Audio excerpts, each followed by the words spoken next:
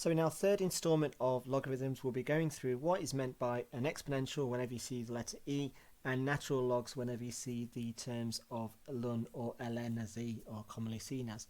We'll also be going through how to work with questions involving asking for rates of growth and rates of decay. So an exponential function is one where the variable is a power, or what we call an exponent. So for example, any function in the form of f of x equals a to x, or y equals a to x, where a is a constant and x is the exponent function. Now, the key thing to note is recognizing the shape of these graphs. So when you have got a constant that has been risen to our x variable as a power, it will form this sort of positive curve that's heading towards on the right hand side of the axes. Now one of the important notes of this is that the inception point of the y-axis is the fact that all of these equations will go through a 0, 1.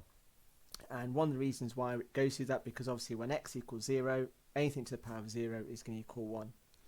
So another key thing to note is that, as you can see, that with our constant of a, as a gets smaller, it slowly starts to become nearer to y equals x. So you can see how the steepness of that curve, or the gradient of each of those particular curves, is going to be less and less and less as a decreases. Now that kind of goes into point of talking about gradient functions into these three graphs. Now one thing to note, so in these particular graphs here we've plotted y equals 5 to the power of x, y equals 3 to the power of x, and y equals 2 to the power of x. Now they're all sort of represented by the colours of their graphs, but the key thing that's worth noting here is that if we plot the gradient function of each of these points, now if you're not too sure what we're talking about in terms of the gradient functions, if I take y equals 5 to the power of x, now let's say that how the green line is plotted, so let me just label those green lines. So this green line here is what we call the gradient function. So that's if we plotted y equals dy dx of 5 to the power of x. So if you're not sure what we mean by here, let me just quickly label these so I don't have to label it again. So the gradient function of y equals 3 to the x, and this is y equals 5 to the x, and this here is the gradient function of y equals 2 to the x. So at these particular points, if I just take this point here when x equals 1, so we have 5 to the power of 1, basically what that then says, and how this green line is plotted, is that the gradient at that particular point is going to be 8. If I was to take a value of x equals, let's say, a half, then the gradient of that particular point would be just under 4. Now likewise, now when we move on to y equals 3 to the x and y equals 2 to the x, you can see that in the y equals 3 to the x, the gradient function is above the original curve, whereas when we look at y equals 2 to the power of x, the gradient function is below the actual curve. And that kind of leads us on to the next sort of area of logarithms, because there exists a value of a where the curve is going to be equal to its gradient function, so where the curve of the line is going to be exactly where the gradient function is going to be, and that leads us on to our value of the exponential function e. So there is a particular value of a for which the curve has a gradient of 1 at 0, 1, and where the gradient function is the same as the function plotted. So the letter e is used to stand for this value, and the function f of x e to the x is often called the exponential function because of its importance to the subject. So e is represented as a number as 2.718281828, and it carries on, and is an irrational number, so cannot be written exactly. Now you'll find this value on your calculator preset, and it's usually an e button, or it might be a shift function, which again will come into play when we start moving into our sort of A-level maths, and more notably into year 13. At this particular point, it's just a case of recognizing what this number is and what we actually, and how to actually how it refers to a graph and its gradient function. So the next thing we move on to is what we call the natural logarithm function, or ln x or ln x, however you prefer to pronounce it. So if y equals e to the x, then x equals log of to the base e of y. Now all we've done there is we have used the rules of logs on this particular equation. Let me just not try and not write over the answer there. So all we've done is we've taken the log of both sides, rearranged it, and we can make x the subject. So that's all we've done to get this here. Now this is usually written as x equals ln of y. Now logarithms to the base e are what we call natural logarithms. So when you have got, so in the past when we had log 2 to, let's say, to the 6, when we have something to the base of e, then what we call this are natural logarithms, or we represent it as ln or ln, as some people may prefer it. And it's all talking about the inverse. So here, when we've got e to the 0 equals 1, then ln of 1 would equal 0. So it's a case of going back to the actual power. Okay, so it's just about doing the inverse.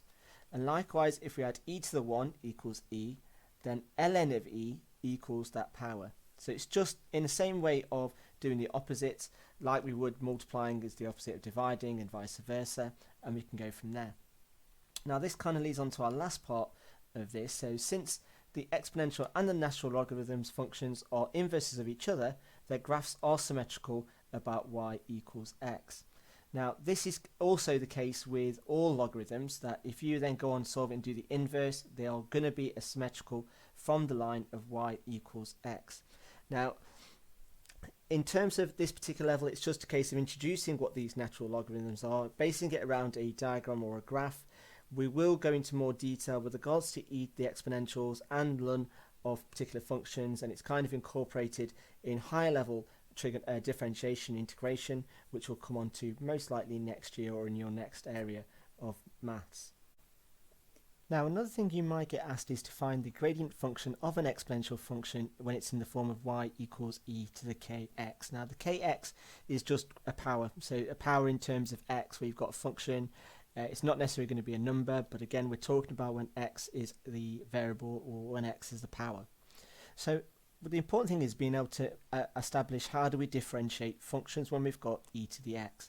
Now, something that you'll need to know is that y equals e to the x. Well, as we showed on the previous graph, that the gradient function of when y to the e to the x is plotted, then dy over dx is also going to be e to the x.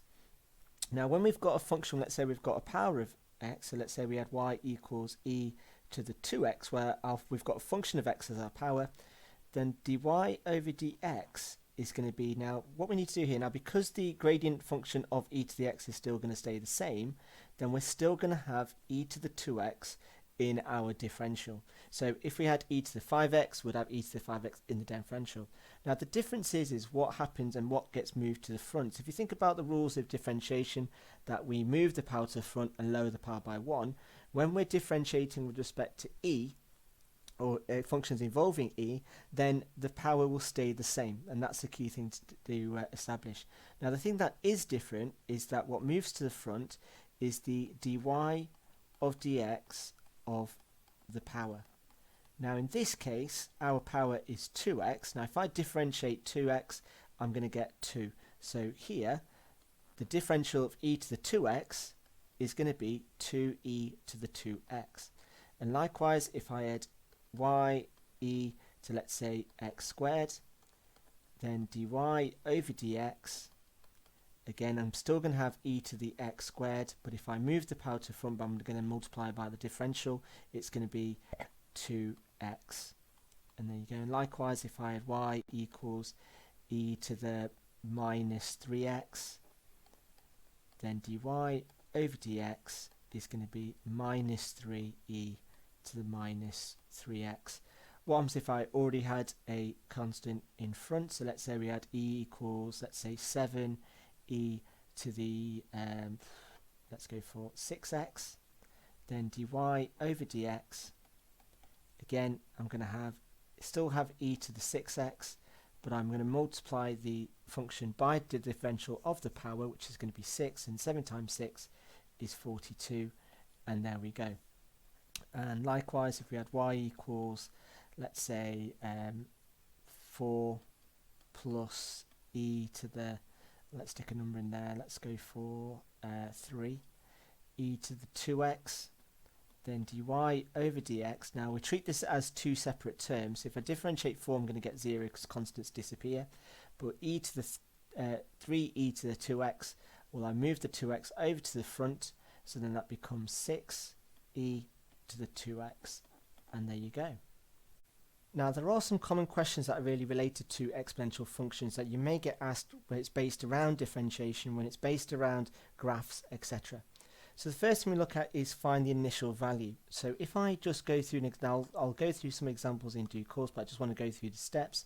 So the initial value, and this is when x, or t as it's sometimes referred to in regards to time, equals 0. So what you want to do is sub the variable, which we've got, sub the variable equals 0 into the formula. And usually what this implies that obviously you're going to end up with e to the power of 0, which is just going to equal 1, so the only thing you're left with is whatever the constant at the front is. Now the rate of change function, so sometimes you can have the sort of rate of increase or the rate of decrease. This is basically where you are finding the dy over dx function. So something that we did just earlier in our last sort of examples. Now the rate of change at a particular point, this is where you need to find the dy over dx function, and then what we then need to do is then sub in the given value. And what we'll do now is we'll have a look at some examples of what we mean by these three things. So going into an example, in this particular question, what it asks is that the number of bacteria in a culture grows according to a formula of n equals 50 plus 10 e to the power of 0.1 t, where n is the number of bacteria present and t is the time in days from the start of the experiment. And the first part of the question, we're asked to find how many bacteria are present at the start of the experiment. Now with regards to this particular type of question, the key thing to note is whenever we're talking about the initial time, that's when t is going to equal 0. So substituting this in, so if I start with just labeling A, so at the start t equals 0. So all I'm going to do is substitute t equals 0 into the expression. So we've got 50 plus 10e to the power of 0.1 times 0. And if I type that into the calculator, I get 60. So then moving on to B, so part B then says calculate the number of bacteria after 1 week, and the second part is 10 weeks. So with regards to I for 1 week, now the key thing to remember here is that our t is measured in days. So 1 week is going to be the equivalent of t equals 7. So substituting in 7 into this formula, we get 50 plus 10e to the 0.1 times 7, and I type that into my calculator, I get 70.13 with a few numbers there, so rounded up becomes 70. Now for part 2, I'm going to repeat exactly the same for 10 weeks. Well, that's going to be when t equals 70, so all I need to do is replace my t with 70, in which I get the answer of 11,016.33, which rounded up gives me 11,016. Now for part C, it then says what assumptions have you made? Well, obviously in those 10 weeks, the assumption that we've made, so we assume that no bacteria dies.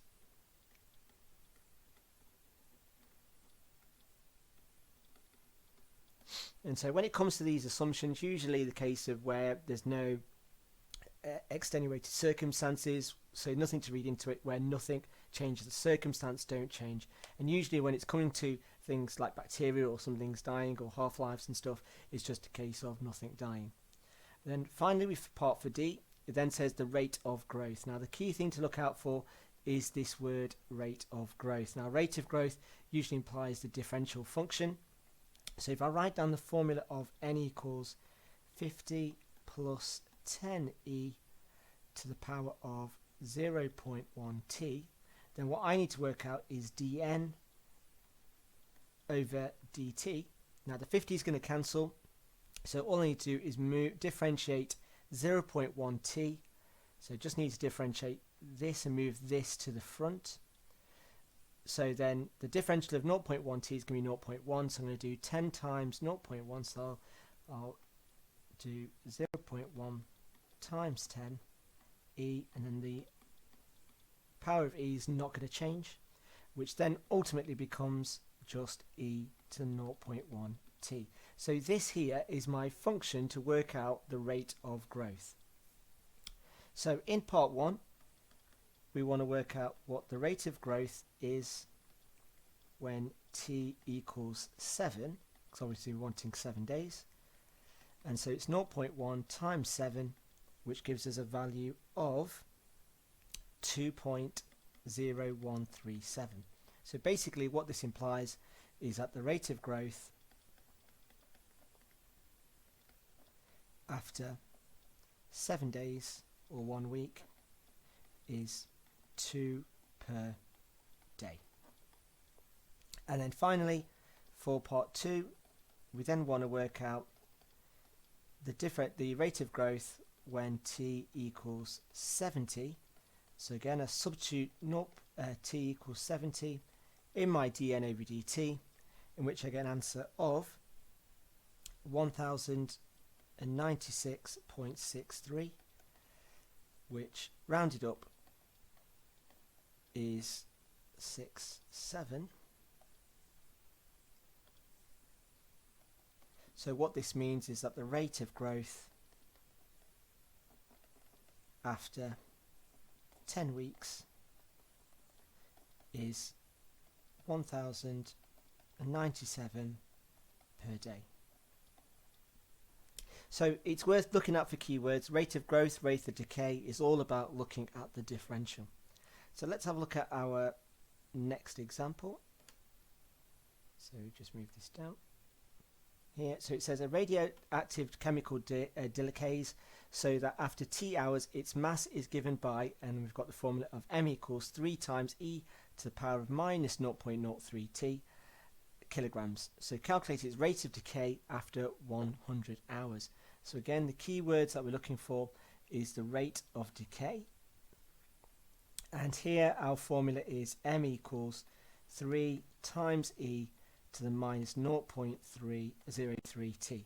Now this can be written as m equals 3e to the minus 0.03t, and the only reason why they write 3 times is so that it's easier for you to work out the initial decay, because obviously at the initial decay when t equals 0, the whole function that involves e is going to equal 1, so it's easy for you to read out what the initial decay is going to be.